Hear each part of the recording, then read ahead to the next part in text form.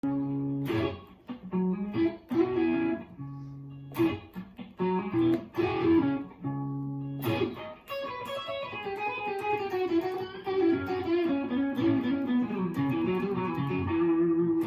I'm RevKev. Our purpose here is to learn to defend against all forms of addictive thinking and behavior so that we won't be inhibited loving God, loving ourselves, loving the neighbor, and loving our world. This is what the game of life is truly about. The two great commands: love the Lord your God with your entire self and love your neighbor as yourself. Matthew chapter 22, verses 36 to 40. Over the past month, we have been studying the three temptations that Jesus faced in the desert after his baptism. In Matthew 4, verses 5 to 7, the devil took Jesus up to the temple and told Jesus to throw himself down and make a spectacle of himself, so that the angels could swoop in and intervene and rescue Jesus. And Jesus said to the devil, "It is written, do not put the Lord to the test." And we continue with the theme of testing God today in Act 2, and it's great to have you. Please feel free to subscribe and like and share the link if the channel meets up to your expectations. I want to reiterate what we already know. We cannot serve two masters, Matthew 6:24. We will come to love one and despise the other. Scripture does not afford us a third or fourth choice. Think about it for a moment. There is no fence to ride upon. If we are living for ourselves and we are testing God, if we live for God, then we reflect God. There are sound examples of both characteristics of loving God and loving self in Matthew 16. Jesus said in Matthew 16, verse 17, "Blessed are you, Simon Peter, son of Jonah, for flesh and blood has not revealed this to you, but my Father in heaven. And I tell you, you are Peter, and on this rock I will build my church, and the gates of Hades will not prevail against it." Jesus calls Peter son of Jonah. Keep that in mind for later.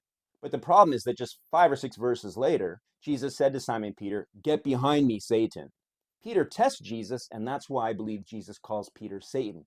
Jesus was telling the disciples about his death, and Peter wouldn't let Jesus finish his thoughts, his sentences. And Jesus said, "You are a hindrance to me, Peter, for you are not setting your mind on the things of God, but on the things of man." So Peter was testing Jesus. And I mentioned last episode, right near the end, that I would like to talk about two Bible characters who tested God and lived to talk about it, Gideon and Jonah. Beginning with Gideon and Jonah next episode. Well, Gideon was an Old Testament judge who was called by God to lead an army on behalf of the Lord, and Gideon hit the brakes on the Lord a number of times. And this is how it unfolded in Judges 6. The angel of the Lord said, "You, Gideon, the Lord is with you. You are a mighty warrior." Gideon, who wasn't part of the militia, replied, "But sir, if the Lord is with us, why are we getting our butts handed to us by the Midianites? The Lord has left us." And then the Lord said, "Go, I commission you." And then Gideon said, "Well, pardon me, my Lord, but how can I save Israel? My clan is the weakest in Manasseh, and I am the least in my family." And the Lord God said, "I will be with you. You will strike down every one of those Midianites." And we read then 20 verses later where Gideon tests God twice with the wool from the sheep. And God still answers, "Go ahead and fight. We got this. I won't let you down." So Gideon starts with 32,000 men, and God whittles him down to 10,000. He arrives with 10,000 men against the Midianites, and God says, "Gideon, hey, you still have too many men." And God whittles Gideon's men down from 10,000 to 300. So Gideon began at the onset of his commission testing the Lord, and later, not right away, but later God started taking away his resources, and this was a trial. And Gideon learned firsthand what submission to God looks like. It kind of reminds me of that scene in Monty Python where the Black Knight guarding the door keeps getting his arms and legs hacked off by Arthur because he won't surrender, he won't submit, and move out of the way. Do you know the Monty Python scene? The Black Knight is getting his arms and legs cut off and keeps talking trash to his foe. Well, in Gideon's case, he wasn't losing appendages, but he was on the losing end of 31,000 soldiers brought down to merely 300. God told him to go to war, and Gideon tested God, so God put Gideon on trial. Gideon was a lot like Monty Python's Black Knight who wouldn't listen. In that story, you remember, Arthur says, "You fight with the strength of many men, sir. I am King Arthur, King of the Britons. I seek the finest and the bravest knights in the land to join me in my court at Camelot. You have proved yourself worthy. Will you join me?" And the Black Knight says, "None shall pass." And Arthur said, "What?" And the Black Knight said, "None shall pass." And Arthur said, "Well, I have no quarrel with you, good sir, but I must cross the bridge." And Black Knight said, "Then you shall die." So Arthur commanded and said, as king of the Britons, stand aside. And the Black Knight said, I move for no man. So Arthur said, so be it. And they began to clash.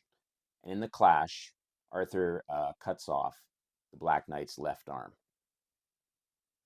And the Black Knight says, it's but a scratch. And Arthur says, a scratch? Your arm's off. And the Black Knight said, no, it isn't. And Arthur said, well, what's that then lying on the ground? And the Black Knight said, well, I've had worse. And so Arthur called him a liar. And then the Black Knight says, well, come on, you pansy, let's get at it. So they start to clash again. And this time, the Arthur then chops off the Black Knight's right arm. And Arthur says, victory is mine. He begins to pray a prayer of thanksgiving. We thank thee, Lord, that in thy mercies. And just then, the armless Black Knight begins to kick at Arthur. And so Arthur's like, you're brave, but the fight is mine. And Black Knight says, oh, you've had enough then. And Arthur said, look, you've got no arms left. And Black Knight says, yes, I have.